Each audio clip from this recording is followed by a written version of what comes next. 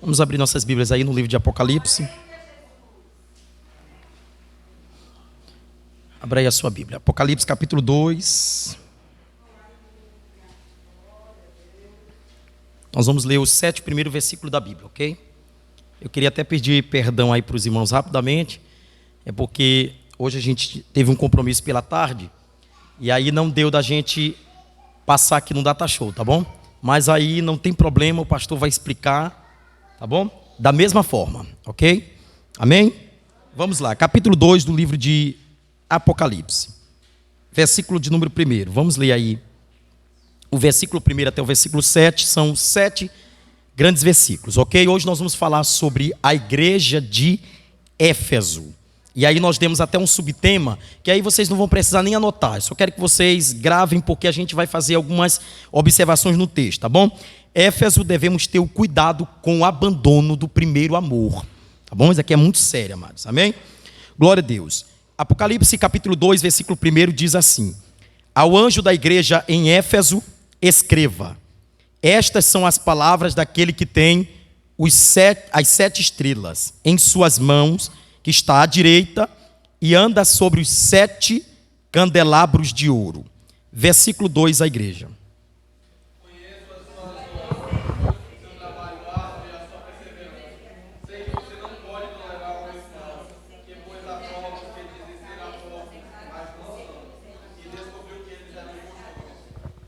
Versículo 3 diz: Você tem perseverado e suportado os sofrimentos por causa do meu nome, não tem desfalecido.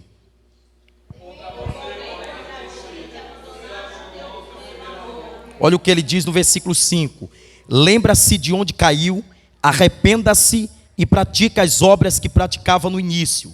E se não se arrepender, virei a você e tirarei o seu candelabro do lugar dele. 6.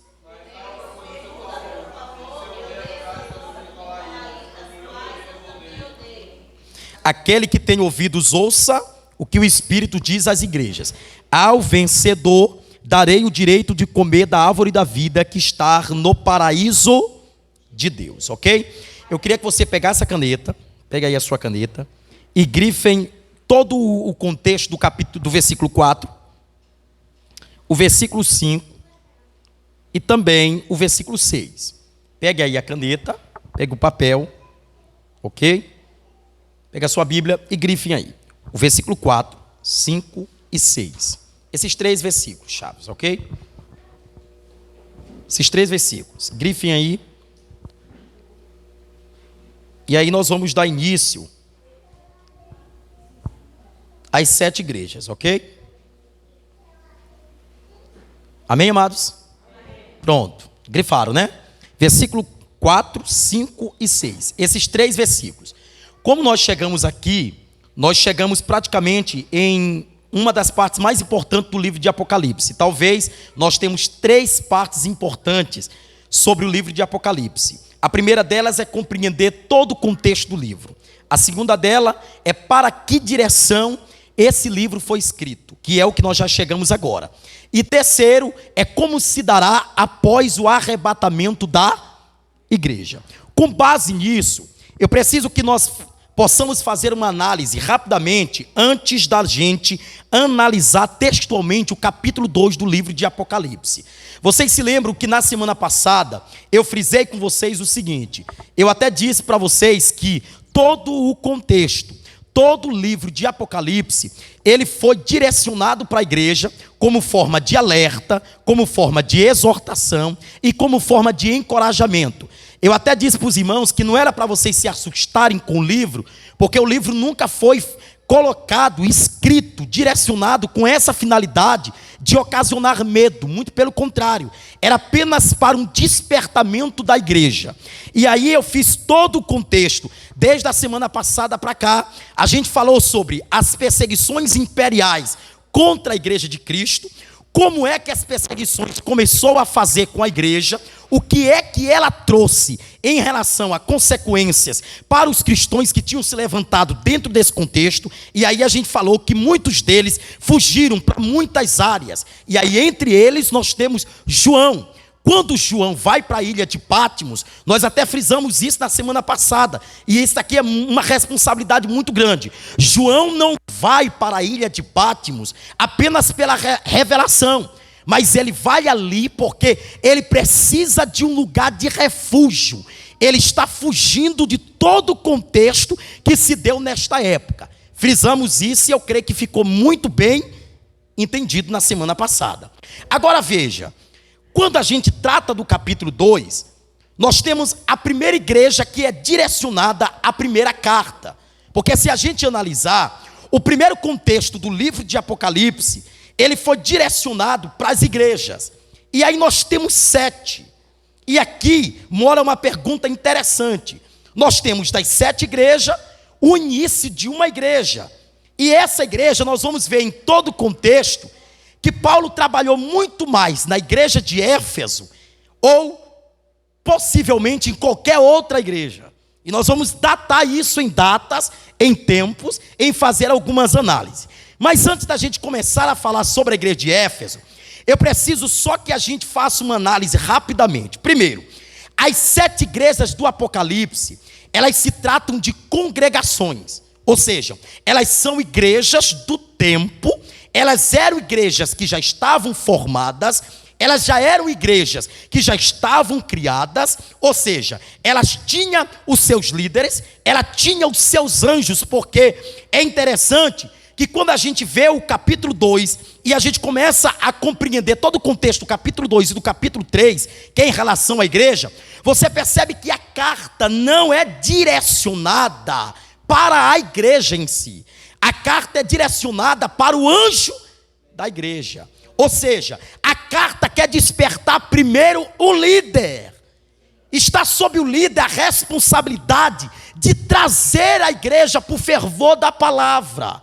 E aí, eu fiquei analisando, e em muitas mentalidades aí afora, se dizem que, por exemplo, essas 7 mensagens, elas foram instituídas apenas para a igreja do tempo de João. E possivelmente, eu discordo em todos os aspectos, que quando Cristo trouxe essa mensagem para João relatar a igreja, Cristo estava muito interessado em despertar a igreja de hoje do que propriamente a igreja do tempo de João. E nós vamos fazer essa análise. Olha só, nós temos quantas igrejas? 7. Com exceção de Laodiceia, todas as outras igrejas, as 6 igrejas principais, com exceção de Laodiceia, elas têm uma organização na mensagem, que elas seguem um padrão. E o padrão é mais ou menos isso daqui. Primeiro, Cristo, dentro da mensagem, ele traz uma descrição em conformidade com o capítulo 1. Ou seja, para toda carta que ele vai iniciar, ele diz ao anjo da igreja, mas ele diz: essas são a carta enviada às 7 estrelas que tem em suas mãos e anda sobre os 7 candelabros de ouro. Isso é uma afirmativa do capítulo 1. Porque no capítulo 1 nós estamos falando de uma autenticidade do Cristo, de uma veracidade do Cristo. Quando Cristo dá a visão, gente, preste muito bem atenção nisso aqui. Quando Cristo dá a visão, era necessário Cristo autenticar a autoria da visão para João, para que quando João pudesse alertar a igreja, para que quando João pudesse enviar as cartas, essas cartas pudessem ter uma veracidade. Então Cristo vai dizer: aquele que tem os 7 espíritos, aqueles que tem os 7 candelabros, aquele que tem nas palmas da sua mão direita os 7 candelabros de ouro, e também tem estrelas. Nós estamos observando que todas as 6, tirando Laodiceia, começa com essa descrição do capítulo 1. É como se houvesse uma autenticidade de Cristo em relação à carta. Ou seja, ela teria um impacto maior. Mas não só isso. A segunda coisa que tem em todas as cartas, daqui é só para a gente aprender, é uma recomendação à igreja. É uma recomendação à congregação. A terceira dela tem uma repreensão para cada uma delas. Todas elas têm repreensão. Quarta, tem uma proposta de correção para aquilo que estava errado. Cristo não só exorta, mas Cristo também direciona ao acerto. Tinha passos que deveriam se dar em relação à igreja, e Cristo vai detalhando isso. E a quinta, há uma promessa para aqueles que vão vencer. Agora escute, se nós fizermos uma análise, rapidamente, que eu trouxe alguns fatos, eu queria que a gente abrisse a nossa Bíblia, rapidamente, em Atos capítulo 19, versículo 10. Vamos saber como é que foi a formação da igreja em Éfeso. Vamos ver. Vamos para a Bíblia, porque é ela que nos dará base nesta noite. Atos capítulo 19, versículo 10. Olha só. Atos 19, versículo 10. O que a Bíblia diz aí? Atos 19, 10, diz assim, ó. E isso continuou por 2 anos, de forma que todos os judeus e gregos que viviam na província da Ásia ouviram a palavra do Senhor. Agora vai lá para o capítulo 20, parte aí para o capítulo 20, nós estamos na formação da igreja, versículo 31. Antes eu queria ler o versículo 27 rapidamente. Olha o que diz aí o versículo 27. Pois não deixei de proclamar a vocês toda a vontade de Deus. Em outras expressões vai aparecer o desígnio de Deus. Agora o versículo 31, do mesmo capítulo de número 20, ele diz assim: por isso, vigiem, lembrem-se que durante 3 anos, jamais cessei de os advertir, cada um de vocês, disso, noite e dias com lágrimas. Para nesse ponto. Já que nós estamos falando sobre a igreja de Éfeso, nós precisamos voltar à necessidade de que por quê e qual foi o interesse da Bíblia, ou até mesmo da revelação de Cristo, começar pela igreja de Éfeso. E aí, nós temos 2 coisas interessantes, que claras aqui são alguns caminhos que a gente seguiu para encontrar essas 2 respostas. Primeiro, é muito provável que a finalidade do livro de Apocalipse, em começar primeiramente a advertir sobre a igreja de Éfeso, é que a igreja de Éfeso foi uma das igrejas que mais Paulo trabalhou. A segunda delas é que, claro, aqui são elementos históricos que nos garante que a gente chega nessa confirmação. É que João, que escreve o livro de Apocalipse, viveu nessa cidade. Então, não havia o porquê, não havia o porquê o livro de Apocalipse começar por outra igreja, se não começasse primeiramente pela casa do apóstolo. Ou seja, o conserto de Deus nunca começará pela humanidade.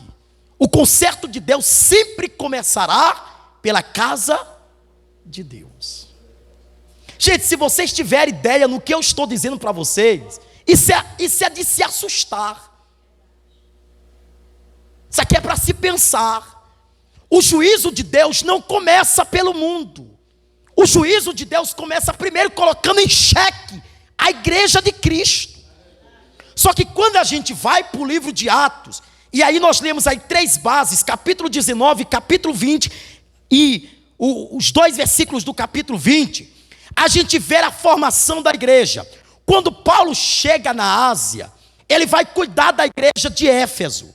Só que dentro desse contexto da formação da igreja, nós percebemos que a igreja de Éfeso tem 2 deficiências que precisavam se trabalhar. O povo de lá, eles acreditavam em superstições. E também a sociedade de Éfeso acreditava na feitiçaria. Vocês se lembram de Priscila e Áquila? Lembram desse casal? Esse casal foi mantenedores da obra missionária de Paulo. Mas segundo o que o texto bíblico vai nos dizer, é que esse casal foram auxiliadores dentro da igreja de Éfeso, na ausência de Paulo. É como se Paulo olhasse para a igreja e dissesse assim: tem necessidade de ficar mais tempo. Eu poderia passar aqui 2 anos. Eu poderia passar aqui 1 ano. Mas quando Paulo chegou na cidade de Éfeso, ele viu que a cidade era populosa. Gente, isso aqui é fato. Segundo o mapa cronológico da cidade, se garante que a cidade era um porto. Era um porto marítimo, era um porto comercial. E, claro, se nós temos um porto marítimo em relação à navegação, e nós temos um porto comercial, logo vai chamar visitantes. Só que esses visitantes que estão andando na cidade estão trazendo todo tipo de bagagem de crença. Paulo entra e Paulo diz assim: a cidade é toda idólatra. Ou seja, quando Paulo entra na cidade de Éfeso, Paulo não olha a idolatria como inimigo. Paulo olha como uma vantagem para a pregação do evangelho. Sabe qual é o problema nosso? O problema da igreja atual é que todas as vezes que se levanta o inimigo, seja ela na parte religiosa, seja ela na parte política, seja ela na parte governamental, seja ela na parte territorial, a igreja para. A igreja não consegue romper. Paulo vai para cá, templos levantados. Paulo vai para cá, ídolos levantados. Paulo diz: não, aqui eu vou pregar. Os homens são inteligentes da época. Os homens são sábios da época. Nós estamos falando de pessoas estudadas para aquilo. Aí de repente Paulo vai pregar o evangelho. Só que Paulo está pregando o evangelho, e o evangelho que Paulo está pregando é de um Cristo ressurreto, contrário à mentalidade deles, porque eles não acreditavam na ressurreição. Eles não acreditavam que existia vida após a morte em Cristo. Vocês entenderam? Aí Paulo olha e diz assim: que cidade grande, desafio. Que cidade idólatra. Acreditam em superstições, eles utilizam de magia, eles utilizam de feitiçaria, mas vamos pregar. E Paulo prega. Só que Paulo entendeu, irmã Stephanie, que 1 ano ele não formalizou a igreja. Ele diz: vamos trabalhar mais 1. Depois de 2 anos, Paulo está vendo que as poucas pessoas que estão se congregando estão aprendendo a doutrina correta. Eles estão crescendo exatamente no contexto que Pedro disse: na graça e no conhecimento. Paulo disse: 1 ano não é suficiente para manter este povo com a palavra genuína. Eu preciso colocar neles 2 a 3 anos ensinando na doutrina e no conhecimento. Agora para cá, que aqui é que eu entendi algo interessante dentro desse contexto. Veja comigo. Se Paulo saísse durante o 1º ano, e se ele tivesse ensinado um tipo de ensinamento raso, pelo número de feiticeiros da época, pelo número de crenças, de superstições, era muito provável que o povo iria deixar de se congregar. A ausência de Paulo, gente, isso aqui é forte. A ausência de Paulo poderia colocar em risco tudo o que eles aprenderam. Vocês podem ver no contexto bíblico, nenhuma igreja teve tanto Paulo presente do que a igreja de Éfeso. Ele ia nas viagens, geralmente era 3, 6 meses a 8 meses. Ele saía de lá, a ordem era essa. Quando ele entra em Éfeso, ele vê a tentativa. E eu trouxe aqui alguns textos para a gente analisar, só para vocês verem. Veja para cá, olha isso aqui, ó, rapidamente. Existia um templo dentro da cidade, que era chamado o Templo da Deusa Diana. No contexto da Bíblia, nós vemos aí a palavra Artemis. Vocês vão ver aí no texto. Abram aí rapidamente. Atos 19, versículo 28. Gente, eu espero que todos estejam compreendendo de forma prática o início, como é que eu estou iniciando aqui para a gente ir para a carta, ok? Isso, capítulo 19, versículo 28. Leia aí para nós alguém. Vamos participar, amados. Vamos lá, vamos participar. Eles ficaram furiosos e começaram a gritar: grande é a Ártemis dos Efésios. Para aí. Olha só. Quando eles viram a defesa de Paulo em relação ao evangelho, em relação ao que pregava, vocês percebem que eles vão apelar à sua crença. E a crença que eles têm é na deusa Diana. Tá bom? Que aí está no texto original. Agora veja isso aqui. Olha para isso aqui, gente. Eu queria trazer a imagem para vocês, mas não seja por isso. Vocês podem pesquisar depois. Templo da deusa Diana, no tempo da igreja de Éfeso. Nós vamos compreender rapidamente algo bem contextual. Olha só. O templo era gigantesco. Era grande demais. E aí nós tínhamos adoradores que ficavam em 3 áreas fundamentais. Eles ficavam fora do templo, na porta inicial do templo e dentro do templo. Quando eles viram Paulo pregando, o que eles acreditavam? Que essa mesma deusa Diana era a deusa da fertilidade. Era a deusa que trazia prosperidade. E dentro dessa crença que eles acreditavam, eles começaram a apelar para ela, dizendo o seguinte: olha, esse daqui está dizendo que o Deus dele salva. Mas a nossa cidade cresceu, instituiu-se, acreditando que você, a senhora, né? A nossa deusa era a deusa da criação de tudo. Ela era aquela que gerava dentro da terra, que dava o sol, que encharcava a terra com água para vir o alimento. Era nisso que eles acreditavam.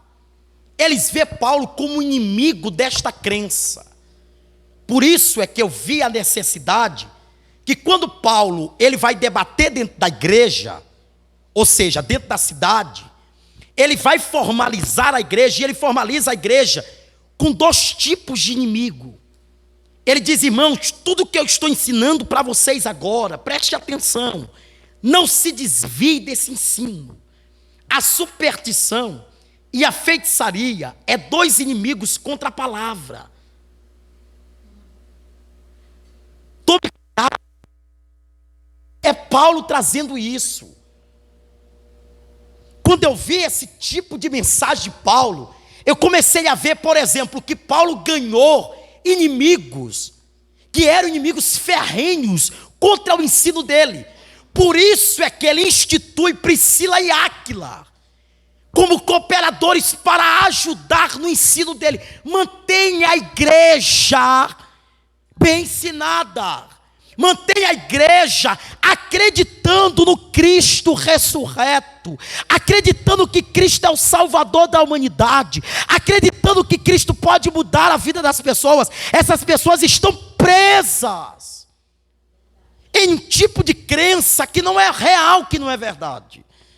E aí eu trouxe outro texto para vocês. Vamos para a Bíblia. Capítulo 19, versículo 19. Do livro de Atos. Alguém lê para nós. Isso, capítulo 19, versículo 19. Fico aí no livro de Atos. Também muitos dos que haviam praticado artes mágicas. Olha aí, peraí. Essa expressão artes mágicas é ocultismo. Ok? Peraí. O que é isso? O que é ocultismo? Alguém poderia dizer aí o que é? Certo. Trabalha com o quê? Pronto. Então tem mistérios escondidos, ocultares, que não poderia se trazer a revelação da humanidade. Gente, olha para cá. Olha para isso aqui. A mágica é uma das artes que mais geram dinheiro nos dias atuais. Tá bom? E quando nós falamos acerca da magia, nós estamos dizendo que muitas pessoas estão ligadas às suas crenças. E pode ver elas dificilmente revelam os segredos. Elas mantêm aquilo tão oculto que você não pode saber como é que elas fazem aquilo. E por favor, me compreendam. A magia está muito além do que simplesmente desaparecer um objeto da mão de alguém. Está em sacrifícios ocultos que nós não sabemos e não vemos, e que muitas vezes são efetuados, são feitos. E eu queria até falar algo aqui para vocês rapidamente, que não é um testemunho meu, muito pelo contrário, é um testemunho do pastor Marco Feliciano, e ele comentou em um dos cultos que ele estava pregando, que um dia ele pegou um voo com uma feiticeira, que estava vindo de outro país para o Brasil. E ela disse que já tinha muitas feiticeiras aqui no Brasil. E elas vinham para fazer um grande trabalho aqui. Ou seja, eram fortes, valentes. Ela disse que a única igreja que fazia com que os trabalhos dela não davam certo, todas as vezes que elas se hospedavam nos lugares próximos a igrejas pentecostais, que acreditavam no Espírito Santo, que eram batizados na graça e que tinham pessoas de autoridade pela Bíblia, os espíritos não desciam. Só que o problema é que nós somos tão leigos que nós achamos que espíritos descem apenas em trabalhos de macumba. Muito pelo contrário, isso vai muito além da nossa visão. Tá bom? Existem sacrifícios ocultos que muitas vezes está realmente, como diz a palavra, em oculto, e que não chega à nossa visão, tá certo? Olha para cá, continua, minha filha. Também muitos dos que haviam praticado artes mágicas, reunindo os seus livros, os queimaram diante de todos. Calculados os seus preços, achou-se que montavam a 50.000 denários. Olha aí o que ele diz aí no versículo 20? Assim a palavra do Senhor crescia e prevalecia poderosamente. Peraí. Então, essas pessoas que se reuniam para fazer o ocultismo, elas também reuniam o quê? Livros. Elas eram treinadas, elas não eram pessoas leigas. Gente, olha para isso aqui que esse humilde pastor vai falar para você nesta noite. O mundo em que estamos vivendo é um mundo que está procurando conhecimento. A juventude de hoje está rodeada de livros, tá bom? De conhecimentos que muitas vezes distorcem a Bíblia.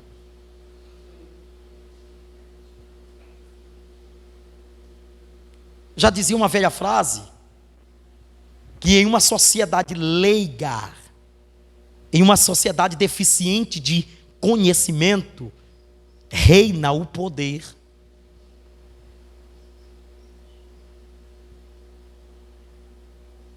Vocês entenderam? Desculpe a comparação que eu vou utilizar, mas quando você sai do Brasil, que você vai para os Estados Unidos, você percebe que as pessoas de lá são inteligentes. E elas não aceitam o que o governo manda. Elas são pessoas que elas estudam, orientadas, analisam. O Brasil se aceita tudo. E tudo se esquece por um tempo.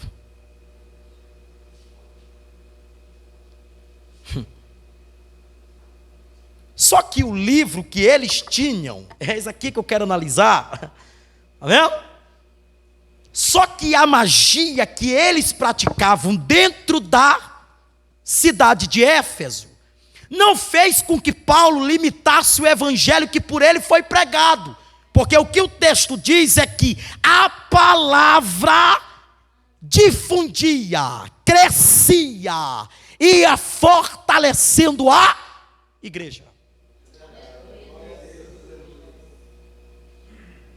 Vocês entendem? Ou seja, nós temos uma deficiência na cidade de Éfeso que Paulo não viu como inimigo da igreja. Paulo olhou e disse: eu vou trabalhar aqui. Formou a igreja, estabeleceu a igreja, ter uma estrutura na igreja, tanto em relação espiritual, quanto também em relação de conhecimento, gerou para a igreja a doutrina bíblica.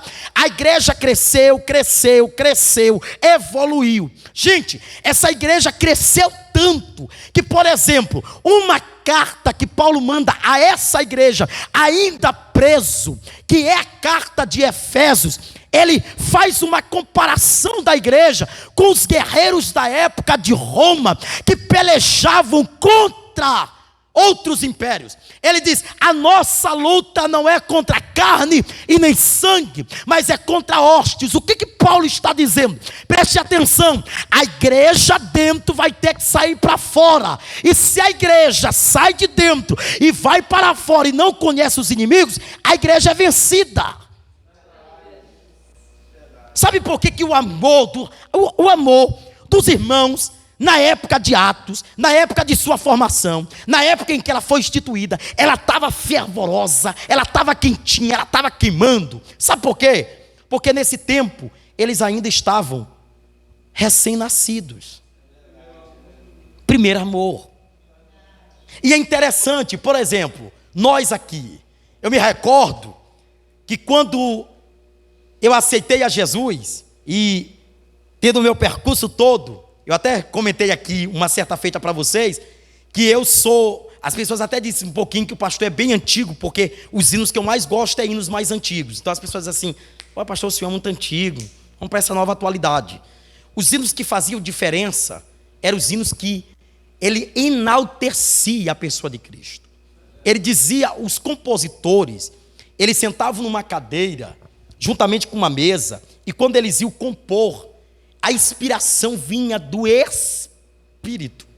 Não era da carne, não era de coisas que eles estavam vivendo, eram do Espírito. Os hinos da harpa, quando foram escritos, a grande maioria deles foi dentro de água, no meio de grande furacão, no meio de grandes perseguições. E esses hinos foram escritos numa inspiração divina.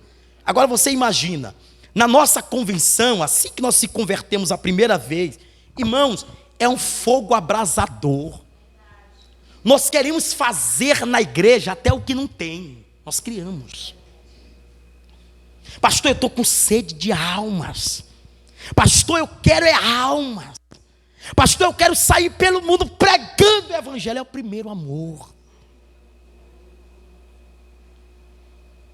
Pastor, quando é que vai ter o evangelismo? Pastor, quando é que vai ter o processo da oração? Pastor, eu estou com sede. Primeiro amor. Sabe por que Paulo estava dando a palavra? Gente, eu paro nesse contexto aqui para que vocês possam analisar comigo. Uma igreja sem doutrina, ela está enfadada, ela está morta, ela está apática, ela não tem vida. As pessoas estão indo para a igreja não por causa da palavra, mas por causa das tecnologias que pode ter em volta. Eu já disse, nós podemos ter tudo, se não tiver o Espírito na casa, nós estamos no show gospel. Nós estamos no evento corporativo, em um evento de empresa, aonde nós chegamos. Você tem que vir para o culto para encontrar a presença do Senhor aqui no culto.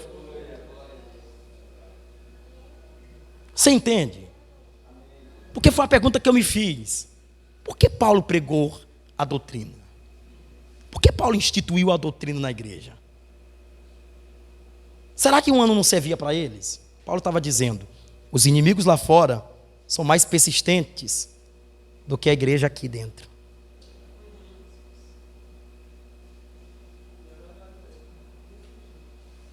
Eles acabam se comunicando próximo do outro. Vocês entendem isso aqui? Parece que nós criamos um mundinho aqui dentro. Não sei se vocês vão concordar comigo, mas veja, nós criamos um mundo dentro da igreja que parece que esse mundo é um conforto para nós. A gente vem para a igreja, senta, lê a palavra, vai embora. Na próxima semana, quarta, eu me levanto, pego a minha Bíblia venho sentar. Na próxima quarta, de novo. Fica uma rotina de culto. Culto, culto, culto, culto e culto. Eu vou falar isso aqui na autoridade divina. O cristianismo não é possibilidade de criar um mundo na igreja. O cristianismo é possibilidade de formar um soldado lá fora. As nossas relações com a nossa Bíblia, elas estão quebradas dentro da nossa casa. Nós estamos até mesmo, desculpe o que eu vou dizer tão francamente, mas nós estamos até mesmo pior do que as pessoas em que nós dizemos que o Evangelho não pode chegar até elas. Nós estamos pior do que elas, porque nem a Bíblia nós lemos em casa, nem a palavra nós abrimos em casa, nem a oração é prática corriqueira dentro da nossa casa, na nossa intimidade. Nós não sabemos mais o que é uma palavra, nós não sabemos mais o que é se ajoelhar, nós não sabemos mais o que é a voz do Espírito Santo, porque nós nos acostumamos com o mundo em que nós criamos. Eu sou cristão, mas quando eu pego a Bíblia e vou para a minha igreja, a minha igreja não consegue ser dentro de casa. Sabe o que Paulo estava dizendo? Minha gente, eu estou agora no Espírito. Sabe o que Paulo estava dizendo? Aqui eu estou formando vocês, porque vocês só terão capacidade de vencer lá fora se aqui dentro vocês souberem por que vocês estão aqui, por que vocês estão servindo, por que vocês aceitaram. Não foi uma obrigação, foi algo de graça, foi algo colocado para vocês. Vocês aceitaram, só que não é isso que Deus quer. Vocês entendem? A ausência do pastor em sua vida, a ausência do pastor em sua casa. O pastor está aqui agora pregando, ministrando, ensinando, zelando pela sã doutrina, zelando pelo conhecimento da palavra. Mas você vai chegar em casa e vai ter embates com situações próprias suas, particulares suas. E é lá que você vai ter que mostrar quem você é e o que você aprendeu aqui agora. Só para vocês terem uma compreensão. Paulo deixou a igreja preparada. Só que a igreja está crescendo. E por favor, tire essa ideia de que Deus gosta de qualidade e não gosta de quantidade, porque isso está errado. Deus também está interessado na quantidade.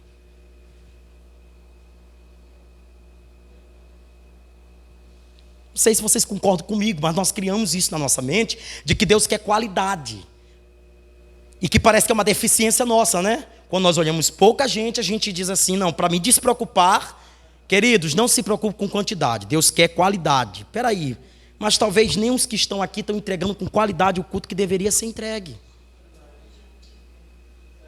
Então, se nós entendêssemos que nós deveríamos trazer quem está fora. Ontem, deixa eu contar algo aqui para vocês rapidamente. Ontem, eu fui fazer uma visita de pastor com um dos nossos diáconos aqui da igreja. E nós chegamos na casa, de um casal, nós começamos a conversar, dialogar, tudo. Aí no final ele disse assim, pastor, faz 3 meses que eu não vou na igreja. Aí ele disse, mas faz 3 meses. E a palavra que eu levei para ele foi justamente essa palavra. Eu já estava estudando ela, eu disse, vou aproveitar a oportunidade e Bíblia. E aí eu falei para ele. Ele disse assim, 3 meses que eu não vou na igreja. Nem o pastor veio aqui na minha casa. Eu disse, olha, é natural que o pastor esqueça um mês. Mas 3 meses é demais. É natural que o crente possa faltar 2 cultos. É natural que o crente falte 3. É natural que o crente falte 4. Porque se ele estiver viajando, ele está ausente da igreja. Mas ele está presente em espírito. Ele pode estar com a mentalidade no culto. Ele pode estar adorando também. Mas 3 meses para o pastor estar ausente na vida de alguém é uma deficiência grave. E eu disse para ele, eu disse, faz o seguinte, não culpe a igreja pelo erro cometido de ser humano. Não culpe a Deus pelo que o homem fez, pelo que o homem deixou de fazer. Tá bom? Volte para a casa de Deus e siga a sua vida. Ele disse assim: muito obrigado, pastor. Ele agradeceu pela palavra que eu levei. Mas o diácono daqui da congregação. Sabe por quê, gente? Às vezes nós estamos tão interessados com a nossa vida que nós esquecemos da vida das pessoas do lado. E quando eu falo daqui, eu vejo daqui com muita preocupação. Dificilmente eu prego amor. Porque eu me vejo diante de tanta falha de amor, gente, que eu prefiro nem pregar. Vocês entendem? Eu vou comentar outra coisa aqui, que eu vou voltar agora para a parte do estudo, mas são coisas que possivelmente contribuirão para o que nós estamos falando aqui. Ontem eu estava na internet e eu peguei assim de relance. Viralizou isso aqui. Uma certa pregadora colocou lá, expôs uma opinião dela, que nós não pregamos o que vivemos. Nós pregamos o que acreditamos, o que cremos. Eu concordei. Mas uma jovem pregadora, que está iniciando o ministério, e aí veio um que já está mais tempo no ministério, já tem mais anos, e colocou uma lenha na fogueira. Diz: está errada a tua opinião. Aí pronto. Aí o que acontece? O povo caiu em cima da menina. Um comentário tão sábio. Eu ia comentar, mas o cara antecipou e comentou por mim. Eu dei o like para ele. Eu disse: era exatamente o que eu ia falar, mas tu antecipou, falou, lá vai. Eu disse: a igreja, ele botou lá exatamente o que eu ia botar nesse mesmo contexto de visão. Nós estamos preocupados em frases que saem aleatórias e poucos estamos preocupados com a história de alguém. Essa menina pode se desviar por causa dessa enxurrada de pessoas que prejudicam alguém por causa de uma frase. Eu disse: rapaz, é exatamente isso. Tantas favelas para nós entrarmos, tantos lugares de gente que estão agora nas drogas, no alcoolismo, para nós entrarmos, e nós estamos preocupados em concordar ou discordar com uma pregação. Vê em que ponto a igreja chegou.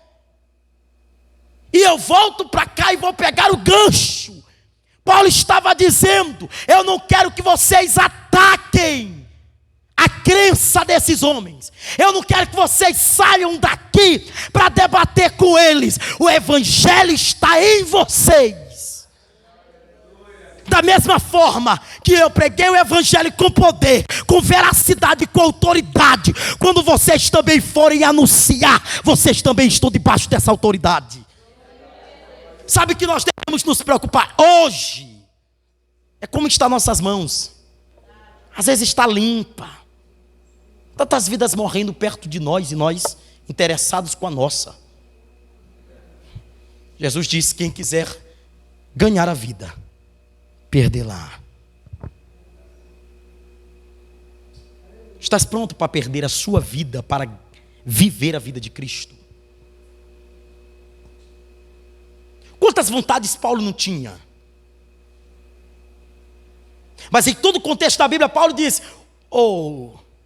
bem que eu queria, mas é só me lícito, mas não me convém, me retiro. Pá. Paulo olha e diz assim: rapaz, uma luta inflamada, não dá não. Vocês estão entendendo isso aqui? Viver uma vida que não lhe pertence é uma escolha própria sua. Eu estou falando aqui dentro do estudo e parece que eu estou até pregando, né?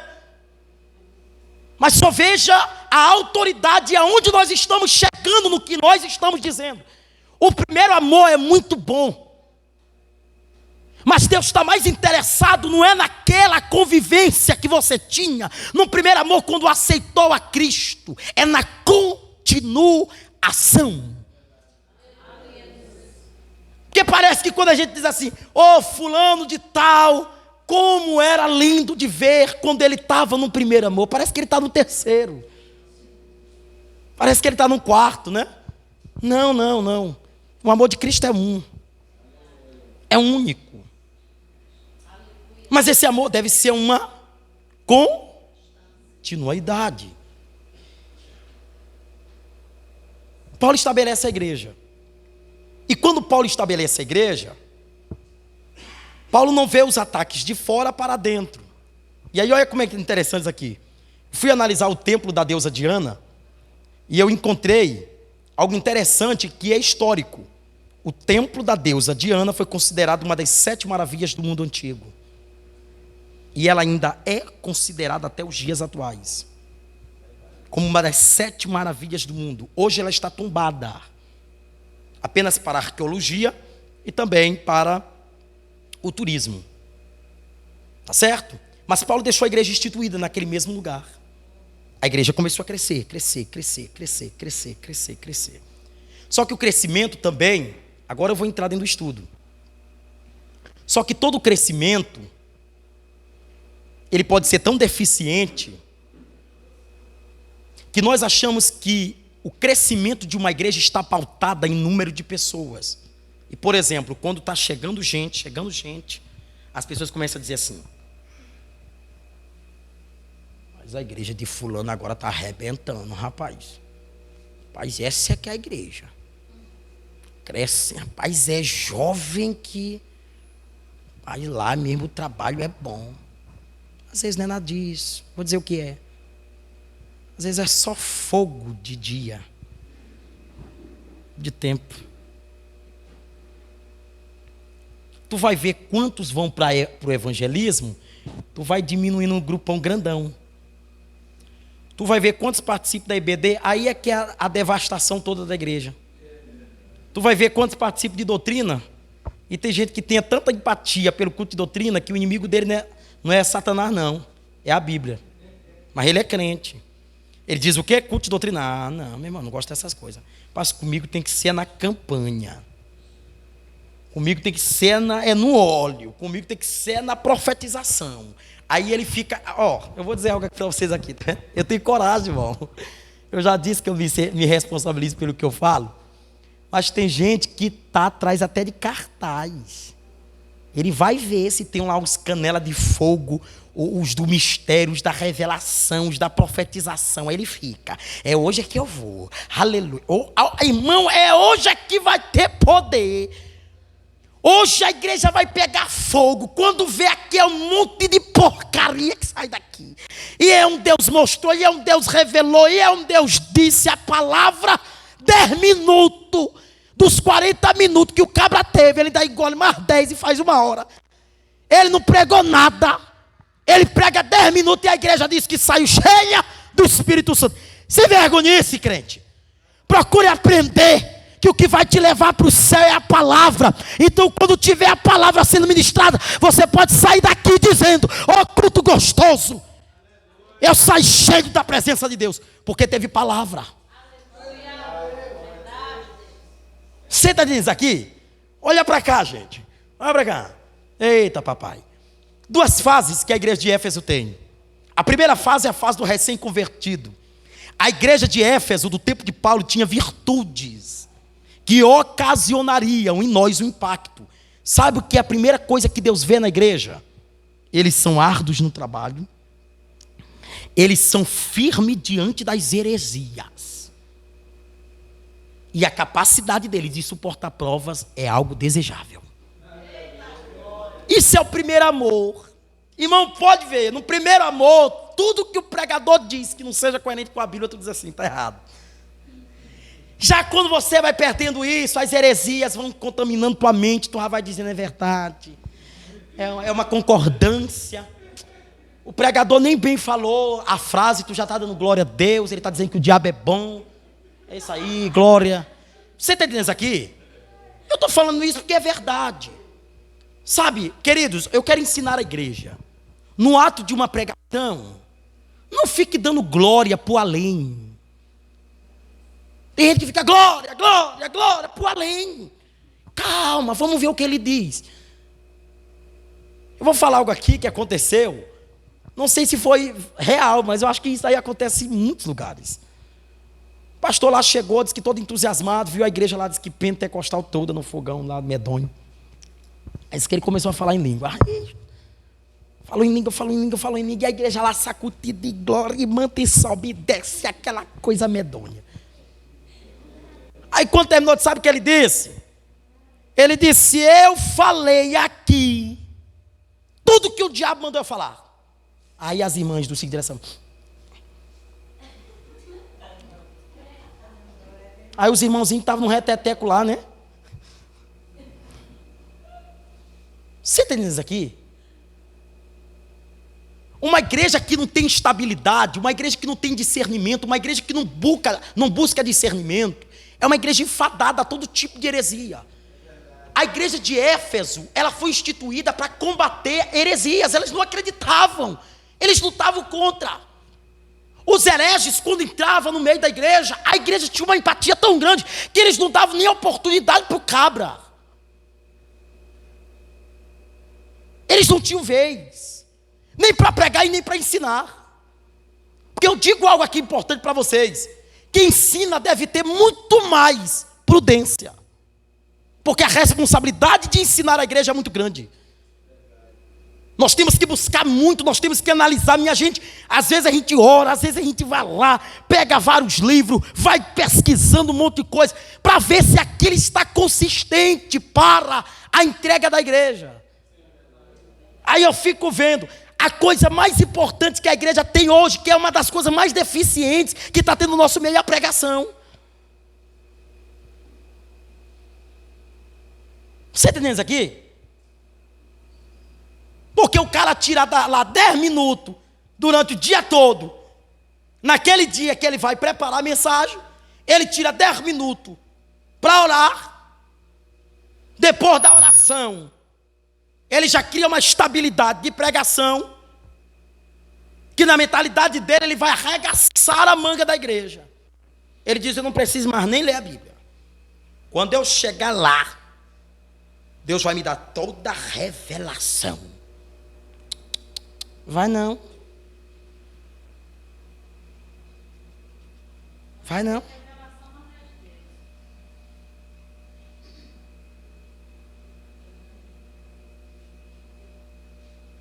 Dez minutos que eu tiro para pregar uma mensagem para alguém é oração só.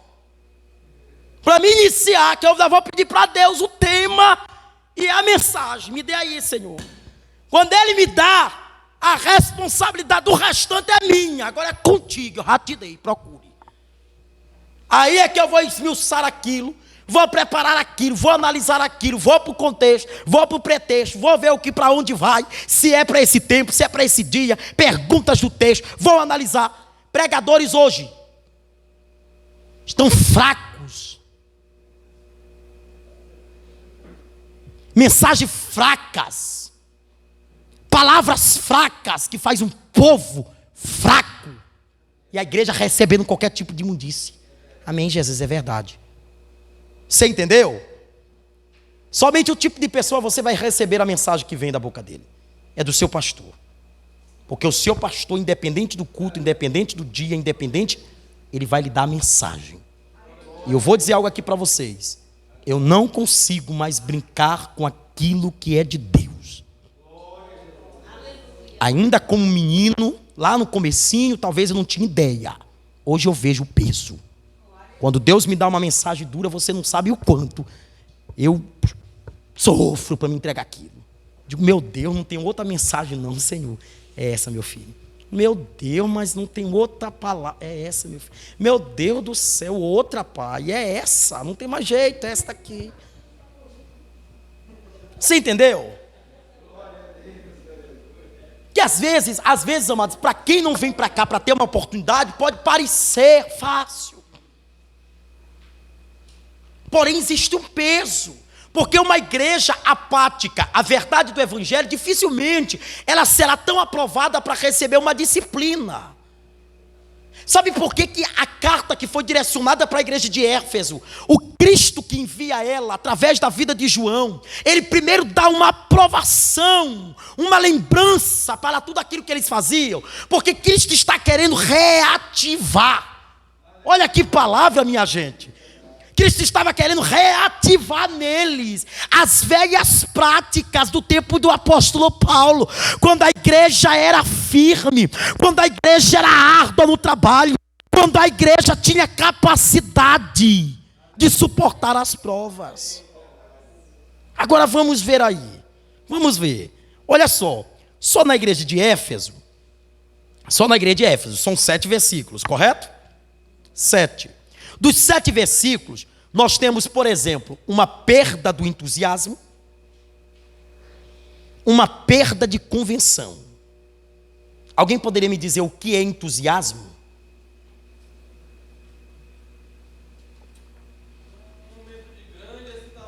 Pronto, né? Tá ali, ó. Oh Deus, agora. Você entendeu? A igreja perdeu esse fervor. Você compreendeu, amados? A igreja perdeu. Agora, olha como é que Deus. Rapaz, esse Deus é muito lindo. Se ele não tivesse tão preocupado com a igreja, ele poderia estagnar a igreja naquele ponto. Ele poderia paralisar os trabalhos da igreja. Ele usa 3 imperativos para chamar a atenção da igreja. 3 imperativos, gente.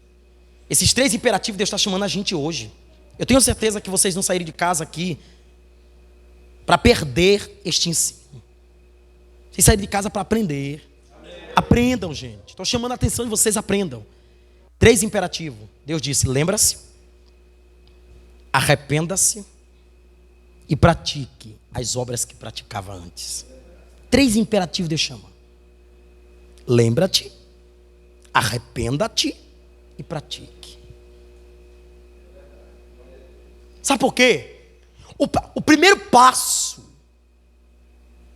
para que nós para que possamos voltar a ter alegria, voltar a ter entusiasmo, voltar a ter a vontade, é o arrependimento.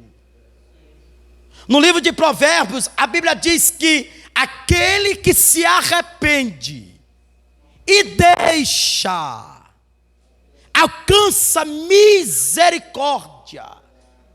Aquele que confessa, aquele que verbaliza. Eu já preguei isso aqui por diversas vezes. Desculpa é diferente de perdão. Tem gente que acostumou a ficar nessa desculpa. Desculpa, pastor. Desculpa, irmão. Desculpa, colega. Desculpa, amigo. Desculpa não é perdão. Desculpa é apenas um deslize. E é o reconhecimento passageiro. É como se você dissesse assim: legal, mas estamos juntos. Nada disso. Perdão é arrependimento. Você se humilha.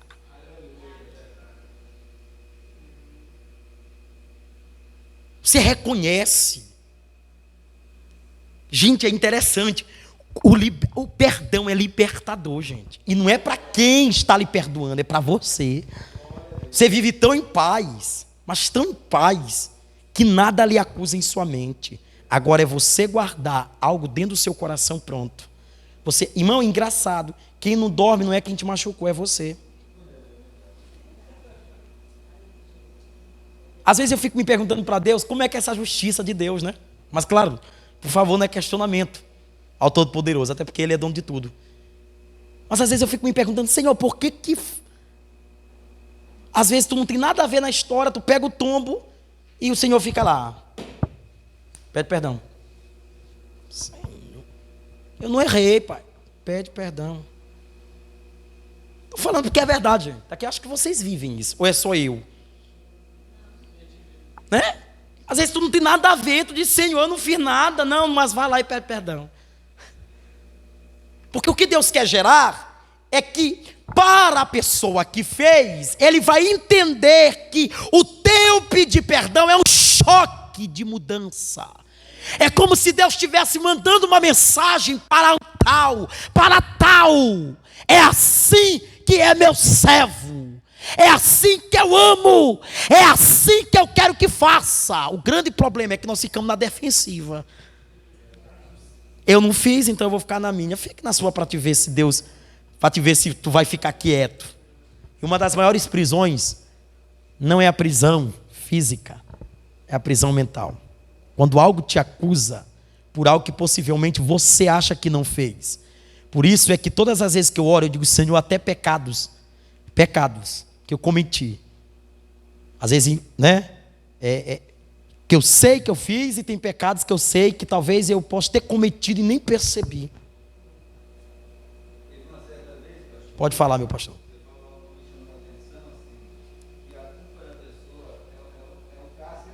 Exatamente. Uma certa família saiu com uma criança, Sim. e estava com uma certa viagem. Só que ele, o marido ia também, aquela coisa toda. E a mãe, com a criança na frente, mas não colocou a criança atrás, como é devido por cima. Certo, sim, sim. E no momento daquela distração, eles colidiram com o veículo. E por incrível que pareça, nem o pai nem a mãe tiveram problema, mas a criança veio a óbito, porque no momento do impacto a criança sacou e ela foi a óbito. Então a mãe teve com a criança no braço, no acostamento, desesperada. A polícia chegou e alguém perguntou: e agora ela vai ser presa? Ele disse: não, porque ela já está na prisão da própria consciência. Exatamente. Então, isso é muito complicado. Porque, claro, ela não fez aquilo, não foi o crime que ela cometeu. Sim. Mas a culpa vai ficar na mente dela. Exatamente. Então, isso aí é realmente. Tá vendo? Já ficou na mente, né? A culpa. Já ficou. Gente, olha só. O versículo 2. O versículo 2 e o versículo 3 do capítulo 2. Nós observamos que aparece aí, dentro do texto, né? A primeira que aparece é que Deus conhecia as obras, conhecia o trabalho, ok? E a perseverança. Mas nós percebemos uma vantagem da igreja. A igreja não tolerava os homens maus. Não é isso? E nem agregava os homens que diziam ser apóstolos, mas eram impostores. Eu vou dizer algo aqui para vocês, rasgado. Tem muito impostor. E tu quer ver o pastor ficar brabo? É eu ver gente dando corda para impostor. Quando eu falo daqui, tem gente que diz assim: o pastor só leva para o lado do benefício dele. Eu vejo pastor que paga um preço terrível para manter a igreja fiel. E a igreja não está nem aí para ele.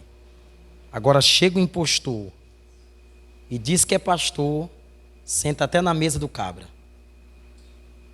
Ele mostra até quarto. Chame de seu pastor quem te dá o alimento.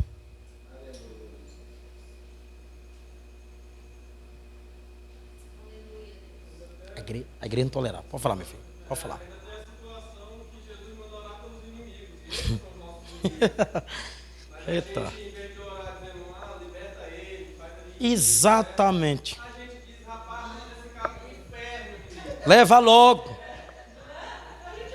Irmão Tiago, eu acho que eu já orei dessa forma. Algumas vezes da minha vida lá atrás eu já orei assim também. Tá entendendo? Então, se já cometemos muitos esses erros. Mas é verdade, quando Jesus Cristo manda a gente orar, ele é a libertação, pela orientação. E é verdade, irmãos. Olha para isso aqui, gente. Olha o que eu descobri aqui. Nesse mesmo contexto do versículo 2, da parte final, impostores, nós vemos o versículo de número 6, um grupo de pessoas aparecendo. E aí, qual é o nome aí que aparece? Nicolaitas, né? No meu é Nicolaitas. Itas, com I lá, né? Tem um I agudo, né? Pronto. Nicolaitas ou Nicolaitas? Vamos ficar Nicolaitas, que a grande maioria é porque tem um I. Tá bom? Então fica mais bonitinho, fica mais chique. Então vamos lá. Vocês sabiam que esse grupo nasceu de um dos membros da igreja primitiva? Alguém sabe disso aqui? Pronto. Então vou perguntar para o irmão Tiago. Eles nasceram de que grupo, irmão Tiago? Justamente. Nicolau de Antioquia era membro da igreja primitiva, quando nós percebemos lá no capítulo 7, né, do livro de Atos dos Apóstolos, a escolha dos homens que o serviram à mesa. E entre eles estava Nicolau de Antioquia. Só que a igreja, esse tipo, de seguidores, eles começaram a fazer os tipos de sistema deles, que eram um tipo de sistemas pessoais. Então eles começaram, por exemplo, a participar da adoração e da imoralidade pagã. Eles começaram a se desviar do foco, porque o seu companheiro de batalha, lá o que deriva tanto o nome e a expressão, ele serviu à mesa da igreja primitiva, ajudando a igreja a crescer. Ele não fez rebelião, ele não fez divisão. Só que esses nicolaítas, ou nicolaítas, como está aí na expressão de vocês, eles eram um povo que, quando eles chegavam na igreja de Éfeso, o que eles faziam? Que expressão é essa que eu estou fazendo? Dividiam. Vocês entenderam? Eles dividiam. Eles eram tão rebeldes, gente. Eles eram tão rebeldes. Sabe o que eles faziam? Eles eram preparados. Tome cuidado para vocês não encontrarem esses no meio do caminho cristão. Se vocês encontrarem, corre deles. Eles eram preparados para matar o fogo do primeiro amor, o vigor do primeiro amor. Eles olhavam para os cristãos e eles diziam assim: o que é que vocês estão fazendo na obra? Não, rapaz, nós... Ah, pá, deixa daí para aí, tu não ganha nada. Não tem gente que é assim? Irmão, tu está fazendo o que na igreja? O pastor te dá alguma coisa para você fazer? Olha, irmão, eu vou para a obra de... Aí tem crente que fica dizendo... Aí ele fica fazendo de coitadinho. Por favor, não se faça de coitado. Que quando é para te falar de alguém, chega tu né? Tu cria uma estabilidade. Não faz essa carinha, não. É, irmão, realmente, né? Não faz isso. Diga para ele, eu estou servindo a Cristo.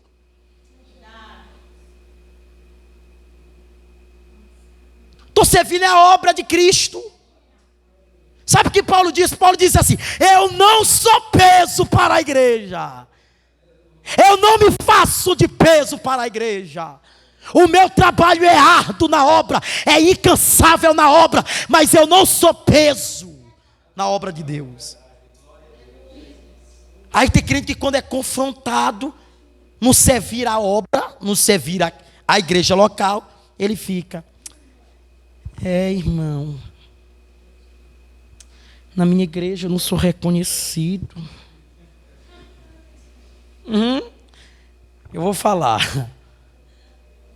Está sendo filmado isso, vai ser exposto lá no canal.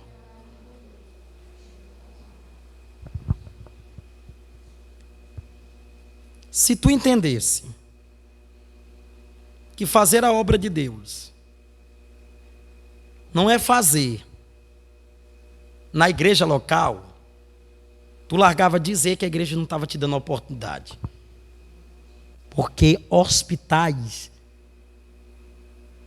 pode se transformar em um culto. Mas o grande problema é que tu quer púlpito de igreja, mas não quer sujar tuas mãos e os teus pés no hospital. Chama ele para o hospital. Ai, meu pastor. Eu gosto de dramatizar, irmão. Não, já perceberam, né? O pastor também aqui, né? Gosto de dramatizar também. Sou bom nisso aqui. Aí o crente fica, pastor, eu não posso olhar nem sangue. Meu Deus, pastor, minha pressão cai. Mas quando chega, irmã, a igreja é muito parada. Ah, não tem nada, irmão, não tem nada. E eu quero fazer as coisas, não quer. Porque tu não deu o primeiro passo. Que história é essa? Que a gente tem que depender do pastor para criar projeto. Por que você não pode chegar onde o pastor? Pastor, eu quero fazer uma turma para ir para o hospital, pregar lá. Quero fazer umas ações. O pastor vai te deliberar, vai mandar um grupo com você e ele também vai contigo. Agora o problema é que nós achamos que fazer a obra de Deus é apenas nos envolver no trabalho da igreja local. Não é isso, meu querido. Fazer a obra de Deus é onde você ter a oportunidade de pregar, pregue. Aonde você ter a oportunidade de cantar, cante. Vai fazer esta obra. Aí, por exemplo, olhe daqui, gente. Está começando, irmão. Comece devagar. Vai com calma. Não... Eu já vim deste mundo aí, eu já vim deste negócio. Às vezes a gente está afoito, a gente quer mostrar serviço para o pastor, a gente está nessa e eu estou de tudo e eu estou com o Senhor, e nós vamos, é nós. Quando leva a primeira lapada, pum, volta para trás e diz, nunca mais eu quero isso, começou errado, começa devagar. Pastor, vem para cá, irmão, eu estou falando aqui porque eu sou assim. Eu não mando ninguém limpar, irmão, limpa aqui esse negócio. Não, eu vou e limpo. Não, eu vou e limpo. Tem pastor que, né? Às vezes ele parece um xerife. Ele fica aqui, ó. Irmão, eu já vi, eu vou falar isso aqui, papai, queima a língua do pastor. Tu não sabe como é que tem gente que me odeia porque eu falo isso aqui. Odeia na alma. Queria matar esse nego. Mas o nego tem dono, né? Tem pastor, irmão, que ele está aqui, ó, ele está vendo a deficiência no sono, em alguma coisa na igreja. Ele fica.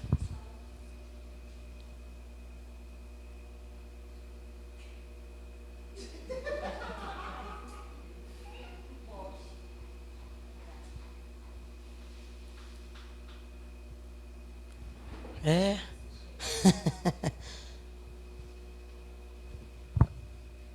Ele não está lá. Conversador, eu vou falar. Todo tempo numa imundície de celular.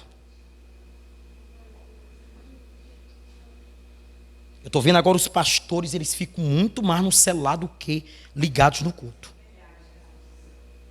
Que esse púlpito preserve isso aqui na nossa igreja. Os nossos diáconos, presbíteros, aqueles que servem aqui o altar, sabe? Que eu prezo por isso. Eu prezo por isso. Fique ligado no culto. Aí lá vem a irmã para servir o pastor. Irmão, é um negócio. Na taça de ouro. Tá entendendo? Tá entendendo? Aqui, ó. Taça de ouro, gente. Espera aí, queridos. Qual é a diferença do pastor para os diáconos que estão ao serviço da obra? Nenhuma. É igual. Meu pastor está aqui, ó. Meu diácono está aqui. Meu presbítero também está aqui.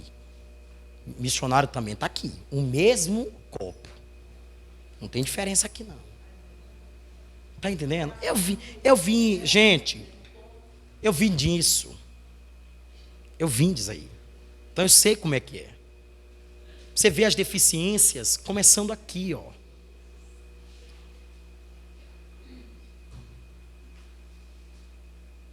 Claro que o pastor deve ser honrado, respeitado, é uma liderança, claro, isso aqui não estou falando de respeito. Eu estou falando agora do que nós temos visto, que tem levado os homens a ser adorados em algo chamado extremo, se passa de limites. Eu vi agora um vídeo recente de um que desceu do carro e disse, não posso pisar no chão. E as irmãs tudo lá com os panos, colocando para o cabra, que diz que é apóstolo, que até hoje eu fico me perguntando, quem foi que consagrou o cabra? Aí não pode pisar no chão, e que é o negócio daqui. Rapaz, quem tem que sujar o pé com lama é o pastor primeiro. Que história é essa que ele vai mandar os missionários para o campo e não vai sujar o pé com lama? Botar as irmãs no sol quente, danado para fazer as obras. Ele está dormindo em casa, ligado no ar-condicionado. Desculpe, mas é verdade para ser dita.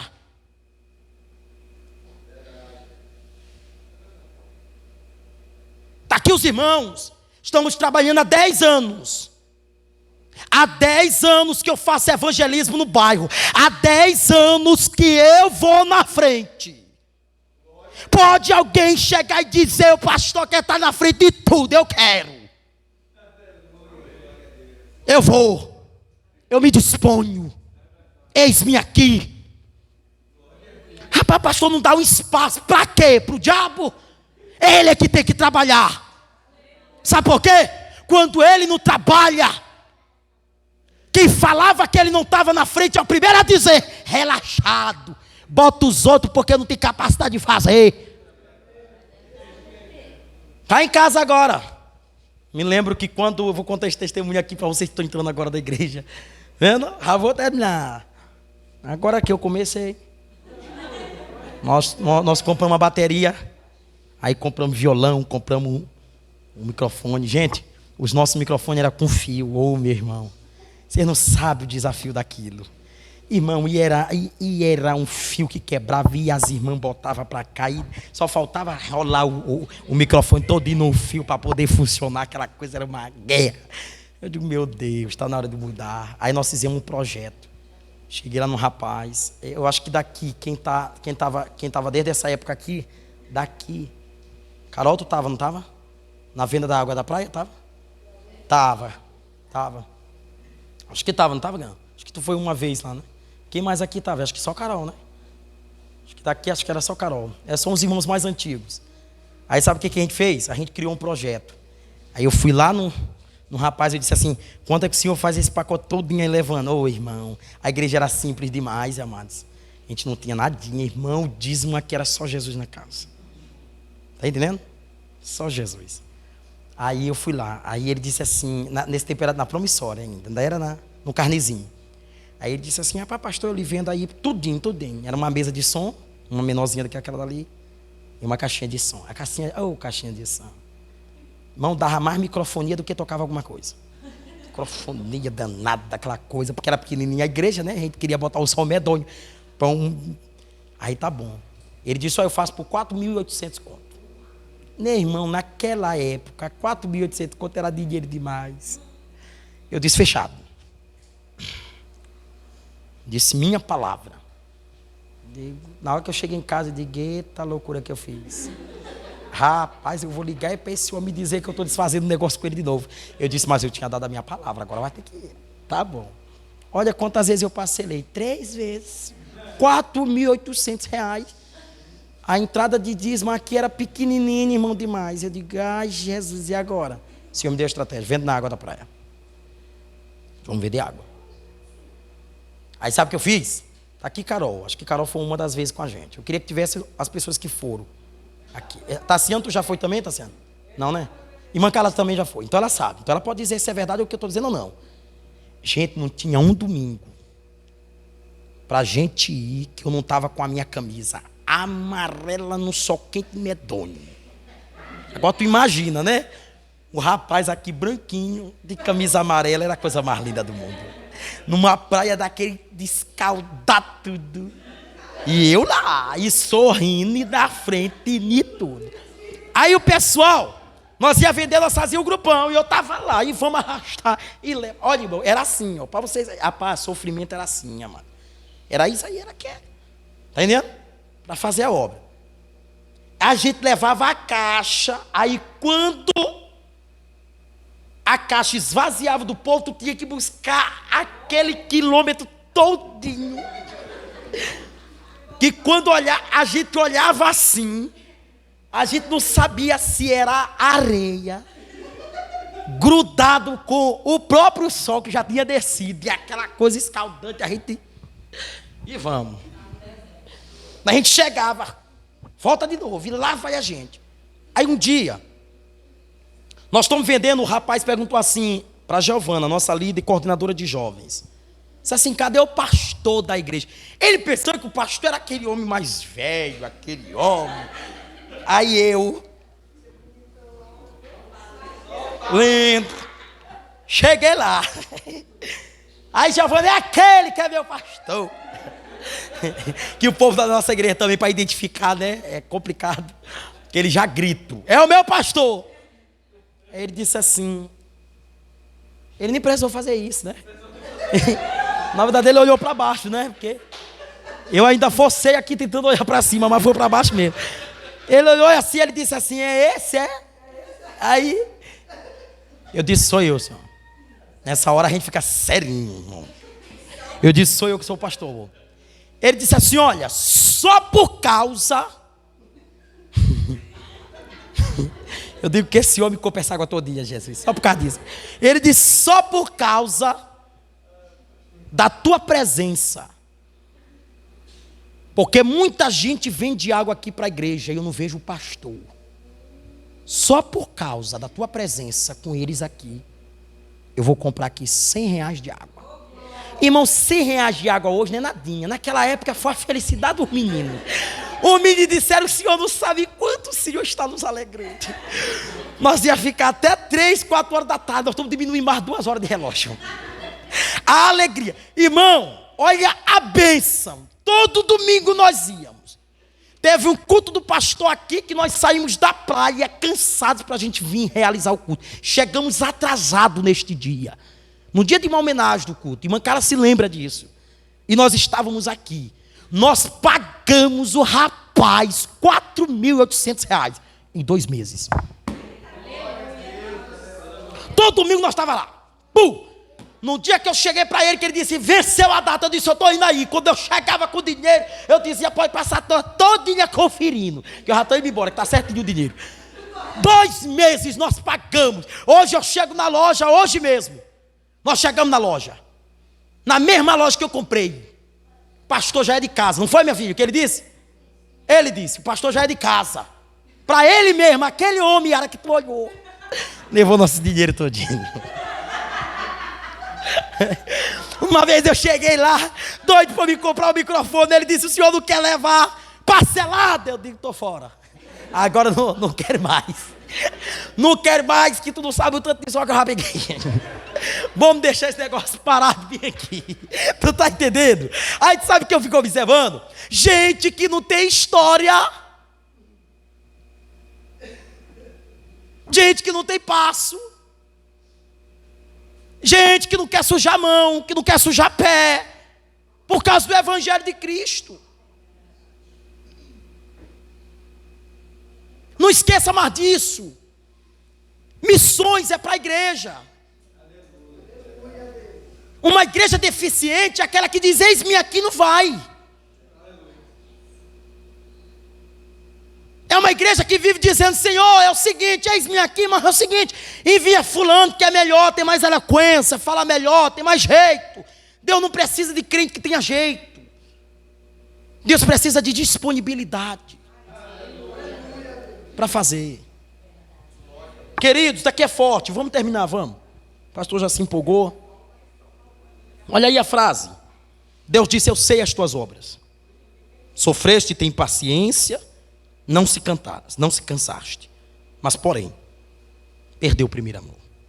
Volta, arrependa-se e faça de novo o que fazia. Sabe o que acontece nesse contexto? Quando a gente vai lá para o livro de Efésios, capítulo 1, versículo 15. Irmão Tiago, lê para mim, rapidamente aí, meu filho. Efésios, capítulo 1, versículo 15 e 16. E aí o pastor Dário já aproveita a oportunidade e leia para mim o capítulo 6, versículo 24, pastor. Efésios 1, versículo 15 e 16. E aí o pastor Dário já aproveita a oportunidade e lê também o capítulo 6, versículo 24. Olha aí.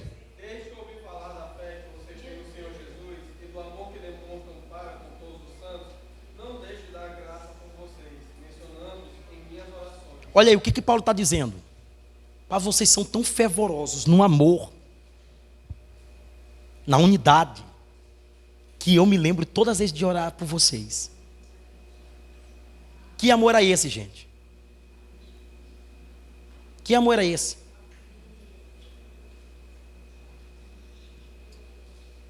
A igreja conhece esse amor?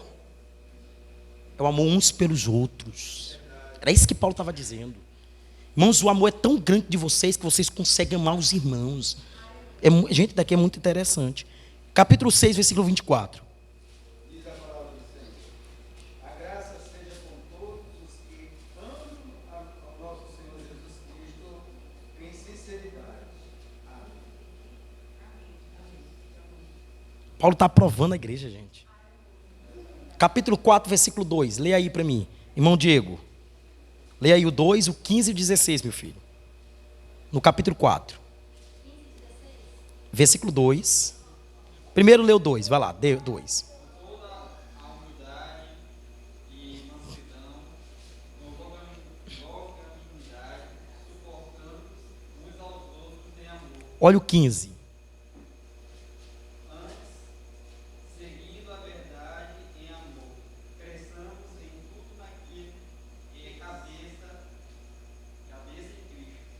16.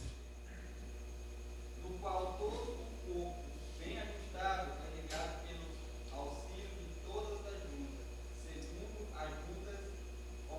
segundo a justa operação de cada parte, faz o aumento do corpo para a sua edificação em amor.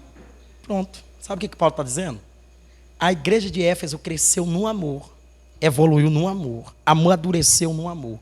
E foi justamente o que eles foram pegos perdendo, o amor. Gente, essa primeira carta que nós estudamos hoje, ela vem nos dar um grande alerta, tá bom? E aí eu separei aqui 3 coisas para a gente finalizar o que a igreja fez, que nós deveríamos já ter feito há muito tempo. Primeiro, é que todo cristão que já viveu genuíno e verdadeiro avivamento, talvez ele pode ter fracassado. Tá bom? Porém, mesmo diante desse fracasso, ele não perdeu a salvação dele. Isso aqui é libertador. Às vezes nós estamos com crentes desanimados na igreja. E às vezes chega só mais um para matar. Que irmão, tu já tá. Meu irmão.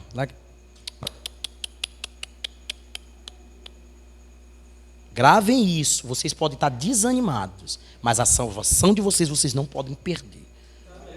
Tá bom? Quem deu para vocês foi Cristo Jesus. Segunda coisa. Olha isso aqui, daqui é forte, tá bom? Todo crente fiel e obediente à palavra de Deus tem o direito de tentar, cair e reconstruir. Mas o seu direito é um poder da decisão. Ninguém vai te tirar do fundo do poço se você mesmo decidir sair.